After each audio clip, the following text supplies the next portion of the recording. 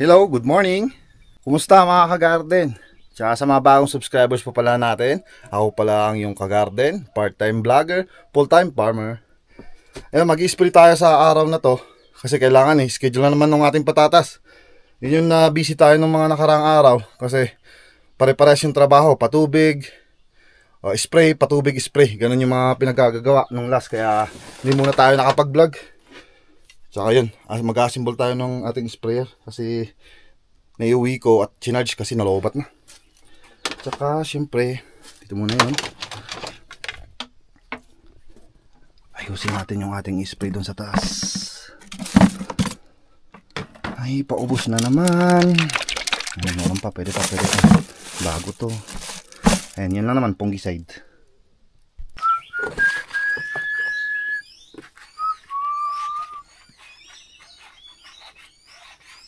Kailangan nating isprehan ulit yung ating patatas dun sa taas. Paparecover ko na mga ka-garden kaya kailangan pa rin nating asikasuhin para tuloy-tuloy na. Bali yung sakit nung nakaraan, trips, tsaka yun nga, kulang sa tubig. Ang yayabong ulit ng parsley ni mama dito. Bali yung parsley natin, naharbisan na po natin yan. Gumawa tayo ng pera ng mga nakaraang araw. Hanggang dun, pero medyo marami-rami pa hindi natin na-harvest dyan. Update po pala sa pananim nating spinach. Yung dito banda, madalang pa rin. Pero yung dito, sa tabi po ng ating pananim na coriander, yan o, kompleto. Ganda na o, dami. Dito yung madaming tumubo. Tsaka, ito na rin pala yung ating coriander. Medyo mahaba na rin. Tsaka yung last natin tinanim dun na spinach, ayun, nagsitubuan na rin. Ayan o, hindi masyadong kita. Dito sa ating camera hindi masyadong kita. Sa personal maganda na. Yan, kompleto yung tubo. Marami-rami. Pero yun dun sa dulo, ayun, madalang. Pero hindi na natin pupuntahan yun. Diretso na tayo dun sa may patatas. Aga-aga kakahingal ba? Ano? Yo, malakas na yung tubig sa sapa. Good news yan, good news. Tsaka nalibre na rin po tayo ng patubig. Umulan eh. Kaya ito, sprayan nga na po natin. Kumusta na aking potato? Ayun o. Diba? At least kahit paano recover. Ayos na. Ay, pero hindi pa rin natin may iwasan yung langaw. Talagang yun yung sakit ngayon. Trips. Ang karamihan na sakit po ng patatas dito sa amin sa Bugyas. Mga katulad ko na kulang sa patubig. Yun. Doon nagsisilabasan. Dito na tayo magtitimpla.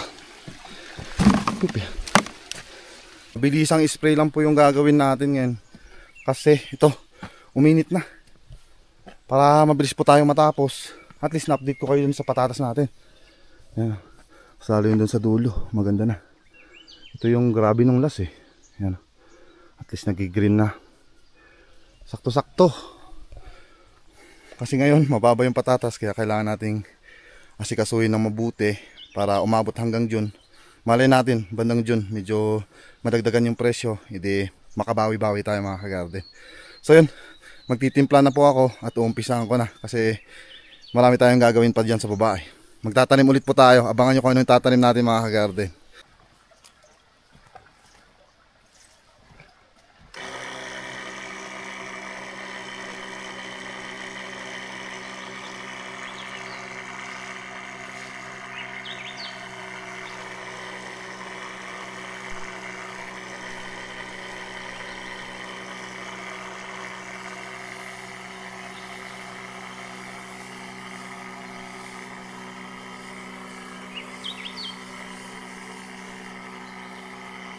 Tapos okay na. Nandito na rin pala sila. Uy! Sige, damuhan nyo. Alambot? Bakit? Mula naman eh. Ay, tatraktor tayo dito. Kasi magtatanim tayo ulit. Pero hindi karot ah. Abangan nyo mga kagarden. Ano yung tatanim natin? Papahinga lang ako konti. Ayun, sakto para malinis. Ay, Doricho, ano na rin? Linis ginagawa mo, ma? Natanggal mo yung pati yung ano, yung may ispat-ispat. Pag nag-harvest eh. Wala pa bang order? Wala. Sabihan mo na, tanim muna tayo. Tatraktor muna ako dun. Bali, ito pala yung harvest na namin. No? At least malapitan. Yan, bawas na. Tapos naglagay na rin kami ng chicken dung. Tsaka complete ulit. Para mabilis yumabong.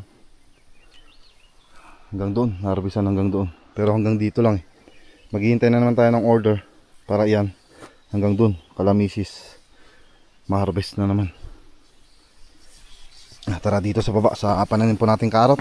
Update ko po pala kayo. Nag-umpisa na pong tumubo. Yan o. Yan. Kumalit na yan. Tig isa-isa, tatlo doon. Ay wala pa dito. Wala pa. Pero hindi alam, baka hindi pa nagaano yung binhi. Hindi pa tawag doon nagkakaroon ng sprout. Tama ba? Sprout ba ang tawag doon? Basta hindi pa tumutubo. Pero dito oh. Yan yun. Yan, kompleto. Oh. Ganda na. Yan yung mga maninipis na yan. Yan po yung carrot na tinanim natin. Yung rainbow carrot. Okay na rin naman. Tumubo na. Yun lang, medyo madalang yung iba. Pero at least hindi masyadong bakante. Pero hindi pa natin alam kung susunod na araw magsitubuan pa yung ibang tinanim natin dyan. Ayan, dito naman tayo sa ating tractor. Tsaka ayun pa pala, na-sprayan ko na rin pala yan ng herbicide. Nung mga 5 days mag-umpisa nung tinanim natin, bilang ako ng 5 days, yun, in-sprayan ko na yan.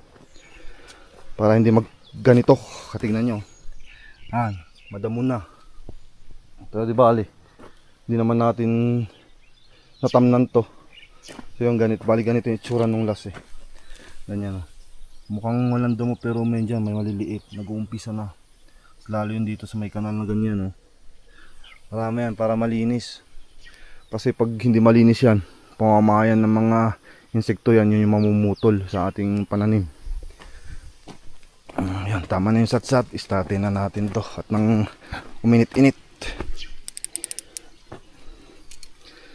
Yun, balik vlog, balik trabaho.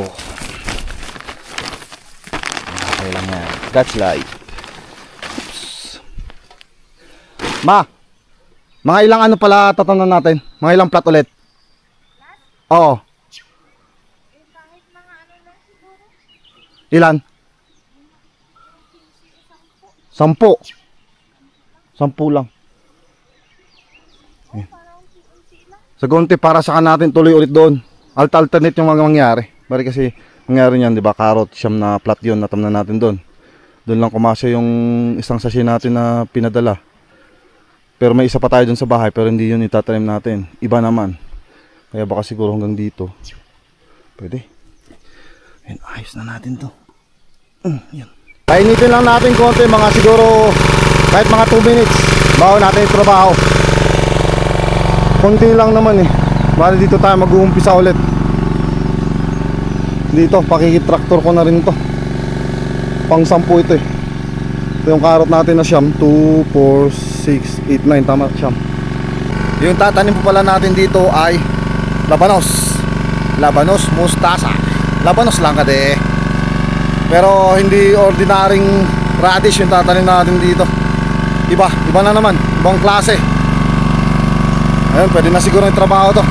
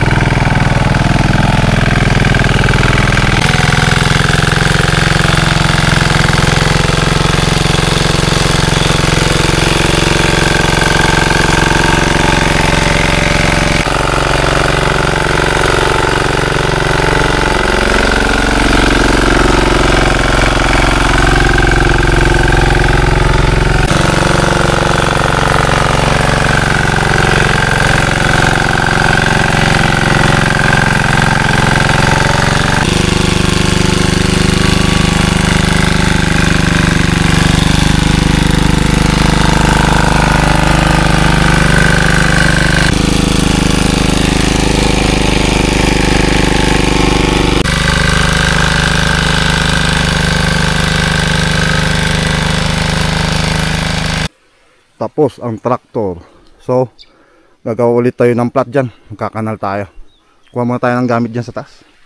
Pati na rin yung puncher. Pwede na kaya ito? Parang medyo masikip itong puncher natin. Puncher ko to dati sa coriander. Pero sobrang malawak naman kasi pag sa coriander to. Sayang yung space. Bali ito pala is gawa sa steel bar. Yan, bakal, medyo mabigat. Testingin natin radish. Dito. Wala, masikip to. Paano na yan? Mano-manong butas na lang mamaya mangyayari pag wala to.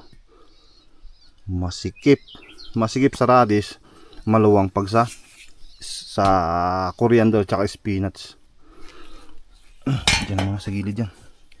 Kuha na lang tayo dito, makapagkanal na. Kailangan natin ito grab hook or gabyun yung tawag namin dito, tsaka pang plat natin para minsan na yung lakad. Ayaw maayos ba? Ito ginamit natin din sa karot, kalaykay.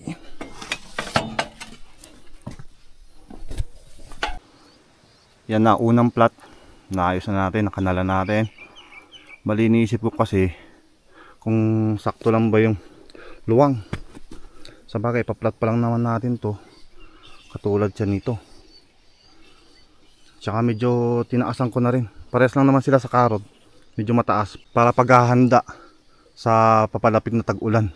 Baka kasi maabutan to ng tag-ulan. Mga itong mga bandang June. At least mataas na.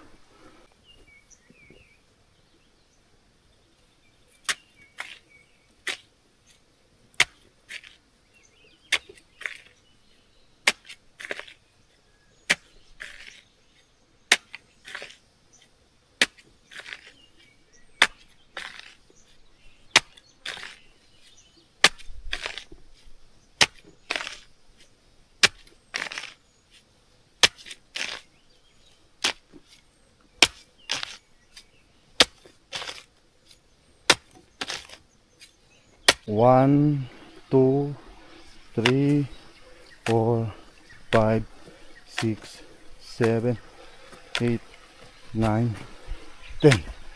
Ayun, sakto 10. Flat naman na tayo. Ito naman gagamitin natin.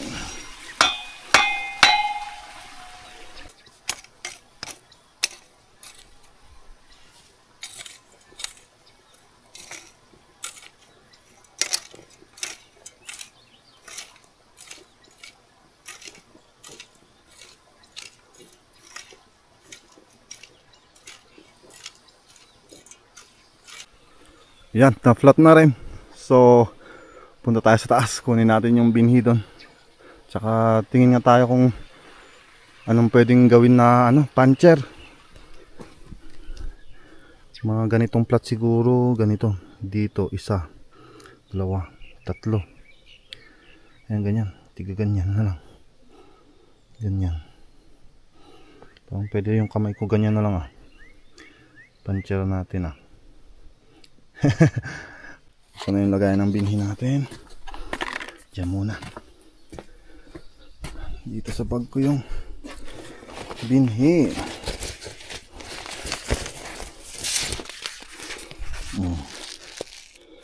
Radish. Kaya mag-focus Yan, basta yan, radish. Basa-basa muna tayo kung paano. 2 to 3 inches sabi niya pagitan. Wide bands or single rows sabi niya. Tapos ang lalim ng pagkatanim 3/4 or 1 inches.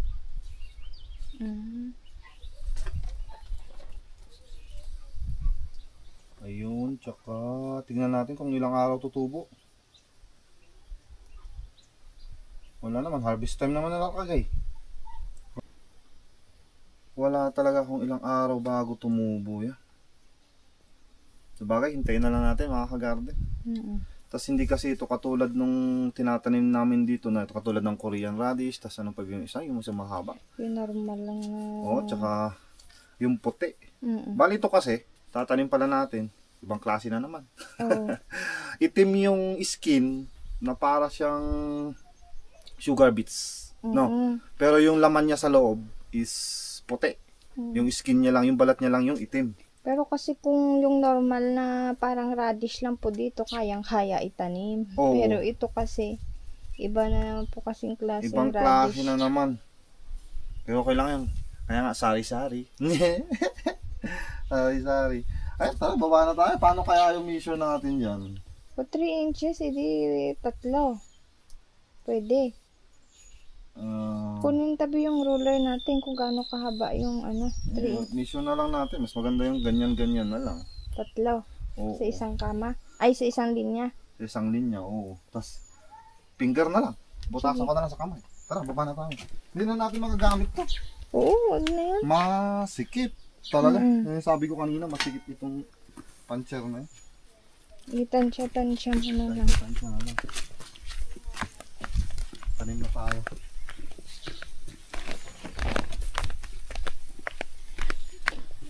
Buksan natin.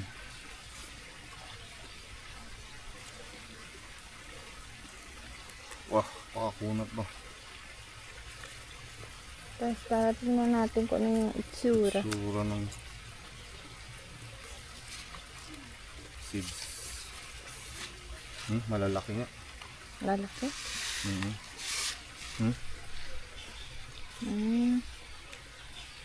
Bali, anong gagawin natin? Dalawa? Ganyan. Sa isang butas? Baka isa-isa siguro, pwede na. Isa-isa. Para isang butas. Pwede ito, medyo malaki. E paano mo sure kung mabubuhay yan? Kahit sabihin mo malalaki. Ha? Hindi dala-dalawa na lang.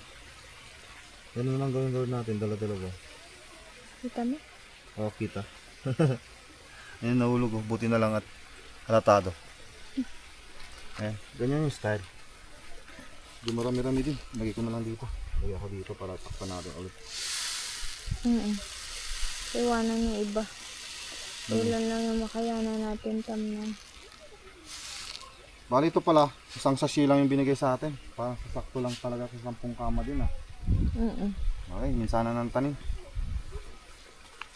Kung ilan yung makayanan, hindi. Oo.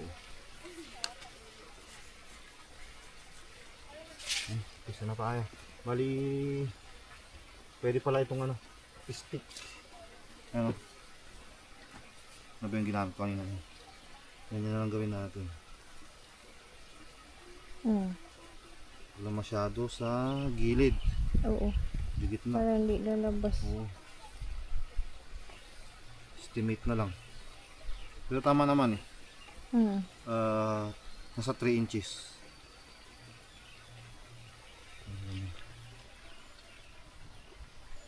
Pwede yan. Ganyan.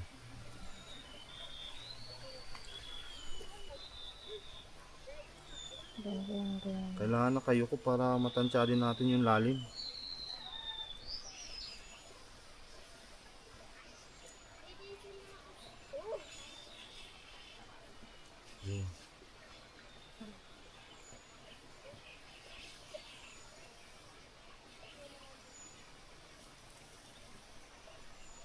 Yan.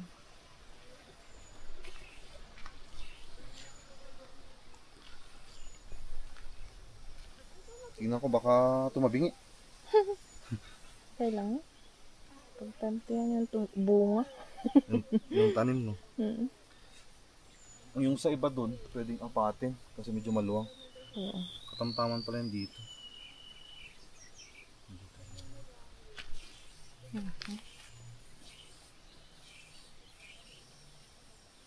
Sa mga kagarden natin dyan na nagtatanim ng radish, comment din naman po kayo kung tama ba itong ginagawa namin. Hindi masamang Kami naman po magtatanong sa inyo. First time eh. Ni kahit Korean radish nga, di ako nagtatanim ng ganun eh. Talagang normal na tanim tinatanim ko dito. Patatas, carrot, repolyo, broccoli, mga yun. Mga kadalasan na tinatanim ko. Tsaka, siyempre hindi mawawala yung sari-sari natin. Parsley, spinach, tsaka coriander. Ayun, dito maluwang. Ayun, tatlo pa. Tatlo na. Para pare-pareha. Oo. Di bali nang medyo maluwang. Tama, kahit medyo luwangan mo na lang pala, ay dagdagan mo na lang pala yung binhi. Kahit dala-dalawa. Kada isang butas. Para sure. So, sure na may tumubo. Pero paano kapag dalawa tumubo, ang gagawin natin? Hindi ko alam. Comment down below. Comment down below. Baka pwedeng transplant. Bali, ganito kasi, sa pagre-research ko sa ganyang variety, yung ginagawa ng iba, direct planting.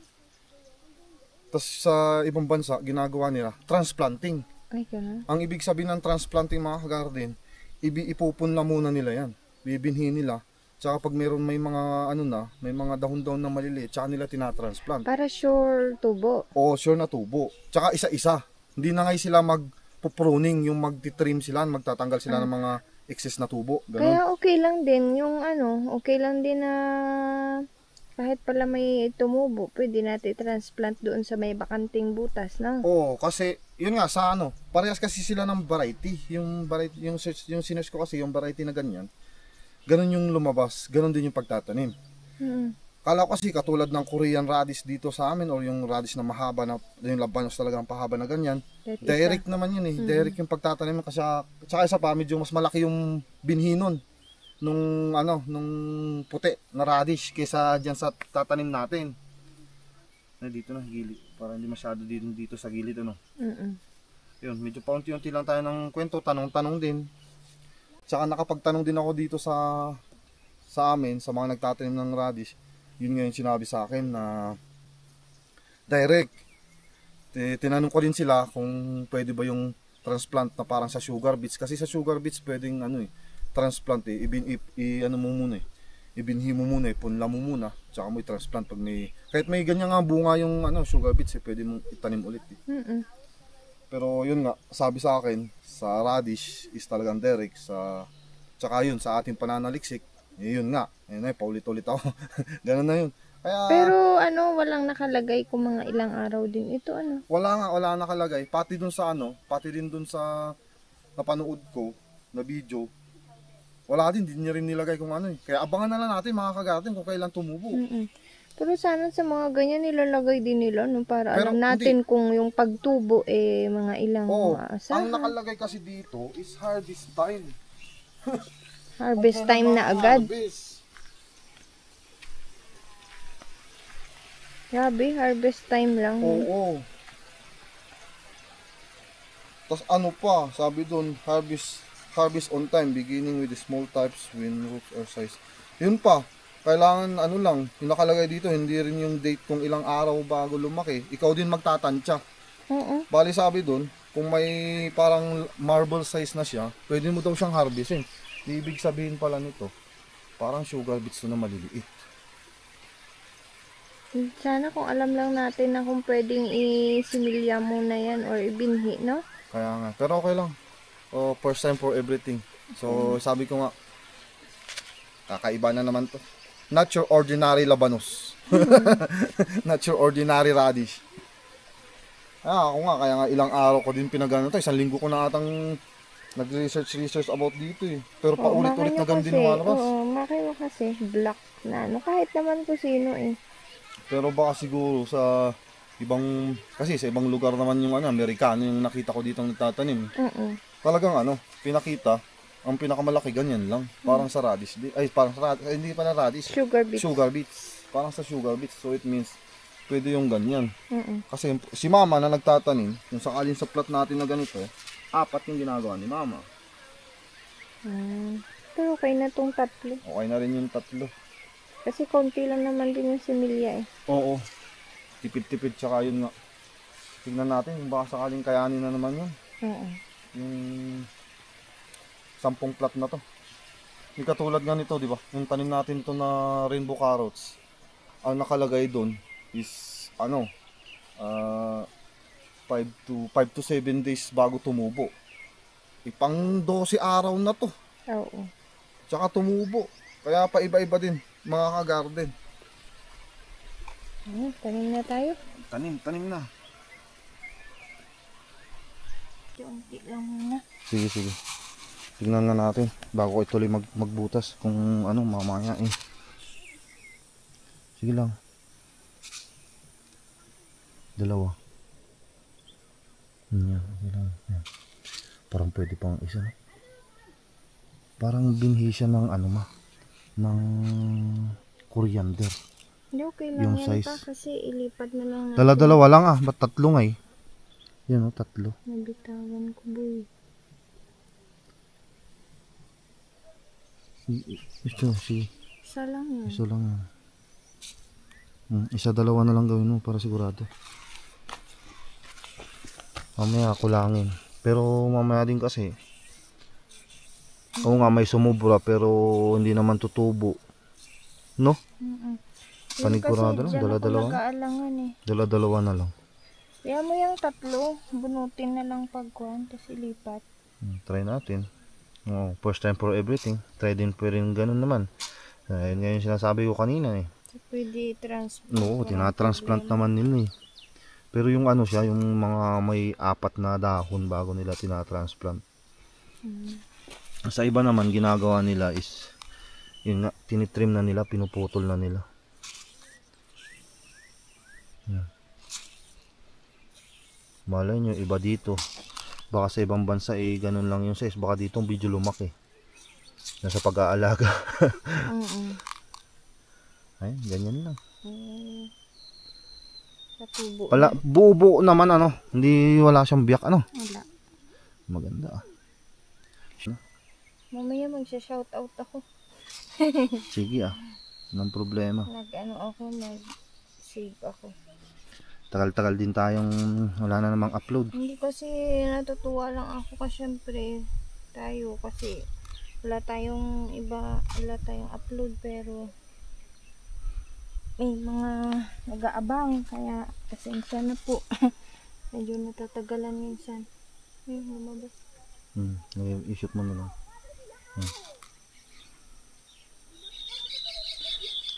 Ayun. Dahan-dahan kasi. Malabas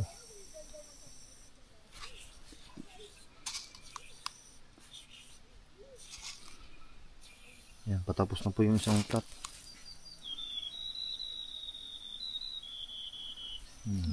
Ayos. Dito. Nakumpisa na ako dito eh. Dito na tayo magbutas. Sige.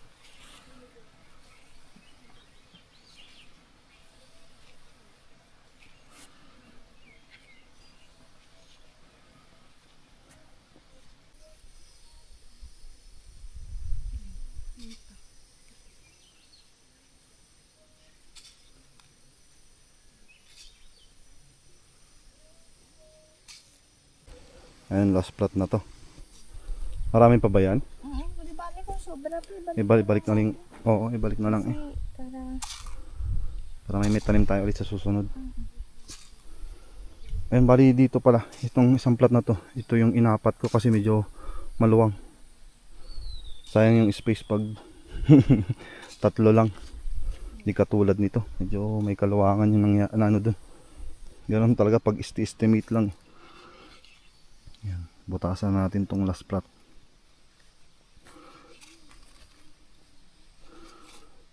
Maganda rin pala pag ganito yung manong-manong bubutasan. Matatansya tsaka matatanggal yung mga bato. Yan.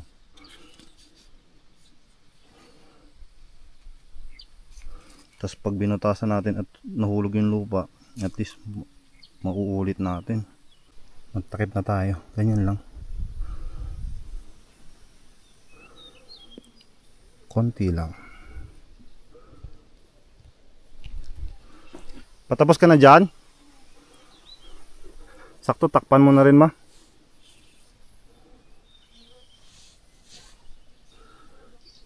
Pwede namang walis pag ano, pang takip. Pwede palang walis, pero mano-mano na lang, no? Para makita natin mamaya kasi bato yung may hulog. Katulad niyan, no? Baka pag walis yan, ay ganyan yan.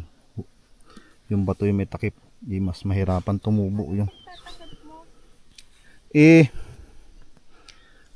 Control lang, ganyan mo lang. Hinaganyan ko lang naman. Tapos tinitingnan ko na lupa lang yung may hulog. Mamaya kasi pag walis ginamit natin, bato. Yun yung sinasabi ko sa mga kagarden natin. Ganyan lang. Para mapatubigan na po natin agad. Para mag-germinate yung mga seeds na tinanim natin. Para mas mabilis tumubo.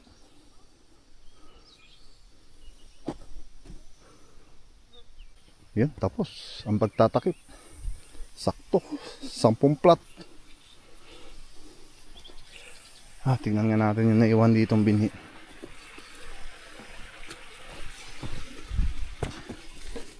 Baka mamaya madagdagan ng lupa. Ay, marami-rami pa yung nilabas ko kanina. Hindi pa tayo nagbubukas dyan. Hindi pa tayo nagdadagdag pala. Ayun, sakto, ibalik na lang natin yan. Yan na yung patubig natin. Pero unahin muna natin dito sa carrot. Papunta dyan. Para magsilabasan na. Yan. Ayun. Abot hanggang dulo. Yan na, yung nalinisan nila. O, diba? Linis. Ayun, magsha-shoutout po muna ako Shoutout pala kay Tatay Noel Dutong. Hello, Tay. Tapos kay Engineer Emir. Hello po. Magandang araw po sa inyo dyan. Kay Ma'am Vilma de la Roca. Kay CJ Abudelis. Tama po ba yung pagka-pronounce ko? Kay Sir Carlos Sarmiento, thank you po sa patuloy na pagsuporta. Pati po kasi mas madalas din siyang nagko-comment sa ating Facebook page, yung Kagarden. Tapos kay Ma'am Divina Robertson Vlogs, yun. Yung bago po nating subscriber from Canada. Thank you so much po kay Sir Benito Aquino. Hello po, sir. Yun, kay Kagarden Sheila Marie Paglinawan, yun. Kapag nagka-time naman po siya, talagang buo po niyang pinapanood yung buong mga uploads po natin. Yun, tapos yun lang naman may nakalimutan po ba ako? Kay Sir Warren Recuento, yun pala. Yung mga nagtatanong about sa binhi na patatas, hello po. At saka kay Sir Raymar Nepomuceno, tsaka kay Tatay Chudi, hello po, tay. Ingat po kayo palagi kasi mainit po dyan. Tsaka sa Jan and Ping's vlog, hi Ate Peng, kamusta po? Tapos kay Sir Brian Kadawing, hello. Gusto lang po namin magpasalamat sa patuloy na suporta po. Ayun. Bali, tutuloy lang po namin itong trabaho, tas uuwi na rin po kami. Yun, maraming salamat and mag-ingat po kayo palagi and God bless. Bye-bye po!